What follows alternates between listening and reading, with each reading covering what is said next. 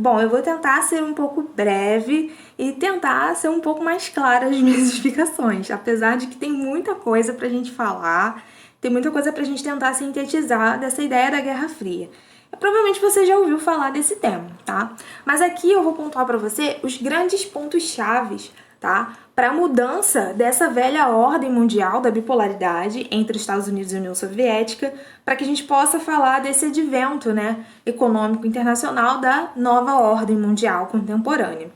Pois bem, então quando a gente está falando de velha ordem mundial, a gente está falando, né, dessas duas grandes potências, né, as potências vencedoras do Grupo dos Aliados do fim da Segunda Guerra Mundial, que em 1945 vão se reunir e vão debater a respeito das mudanças, territoriais. É isso que a geografia está interessada, galera.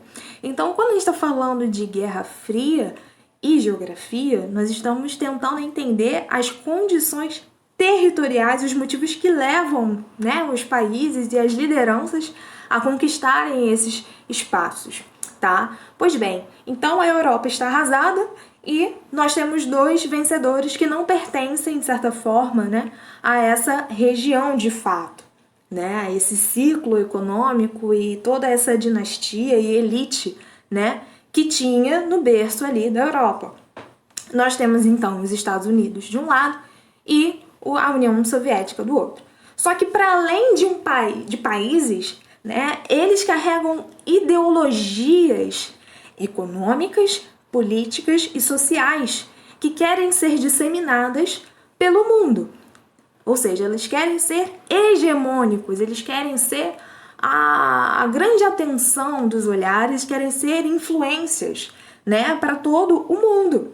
Então, os Estados Unidos, pelo fato de já estar, né, inserido numa economia, vamos ver se você lembra disso, liberal, né, do liberalismo econômico, vem carregando consigo o desenvolvimento de uma técnica, né, da segunda revolução industrial, que é o Fordismo. Então vai desenvolvendo novas técnicas industriais, vai se consolidando na sua infraestrutura, vai desenvolvendo, né, a questão do conhecimento científico, então a questão bélica também, né? Então vai se consolidando também como nação, certo? Então ela tenta alimentar, de certa forma, esse expansionismo para além do território norte-americano. Ele vai tentar aos poucos dominar quem? Seus vizinhos, né, latinos da América Latina e da América do Sul. E para além disso, também quer expandir com seus aliados, né, europeus e também outras regiões de influência, principalmente a região asiática. E a União Soviética, que vai ter, né, vai estar ali no que nós chamamos hoje do território da Rússia, tá? Você vai ter toda uma região que vai ocupar o leste europeu, certo? Lembra das suas aulas de cartografia? Pois é o leste da Europa, certo? Né? Aquela bordinha ali. E também vai tentar ocupar os seus vizinhos asiáticos, de certa forma, né? Então vai gerar influência na galera ali que está próxima a ele, né?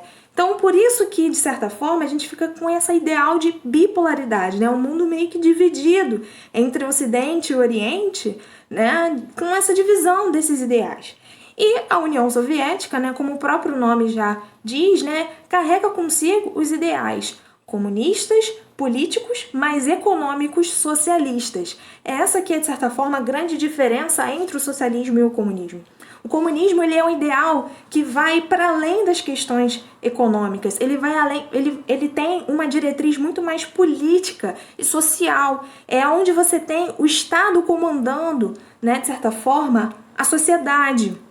Onde o grande objetivo do comunismo é que não haja grandes disparidades econômicas, quer dizer, socioeconômicas, né, entre as classes sociais, tá? E o socialismo, de certa forma, é a parte prática econômica que você vai dispor dessas questões. Uma economia planificada, onde o Estado vai gerir, vai regular toda a economia, onde a propriedade privada não está em primeiro plano, e sim a comunidade estatal, certo? Onde o Estado ele vai tentar, de certa forma, controlar os serviços, a infraestrutura, para que traga uma sensação de bem-estar social para a população.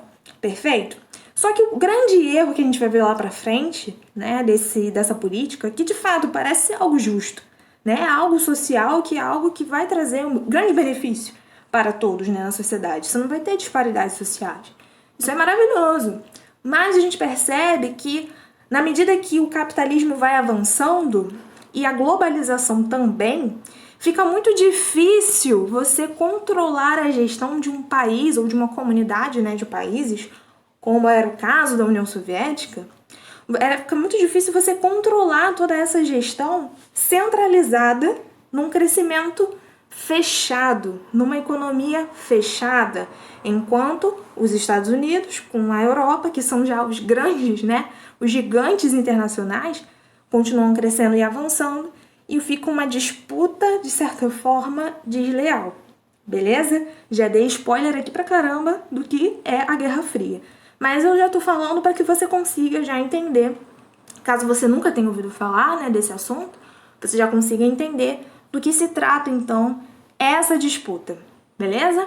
Então, a Guerra Fria carrega esse nome por quê? Porque é uma disputa entre esses dois, né, que são distintos entre si, né? Uma coisa não tem nada a ver com a outra.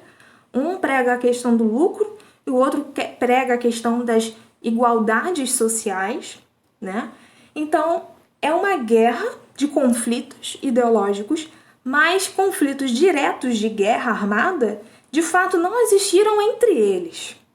Né? Uma guerra direta entre eles não aconteceu. Mas a gente percebe, né, nos próximos capítulos e episódios, né, da geopolítica, a gente percebe que eles influenciaram muito, né, outras guerras civis, principalmente na região da África e da Ásia, mais precisamente no Oriente Médio.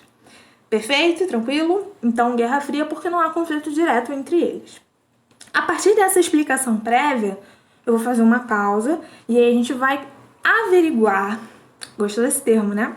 Nós vamos averiguar conceitos, tratados e nomes importantes que você precisa saber desse contexto dessa guerra. Tranquilo? Então vamos lá, pessoal, vamos continuar com os nossos estudos de Guerra Fria.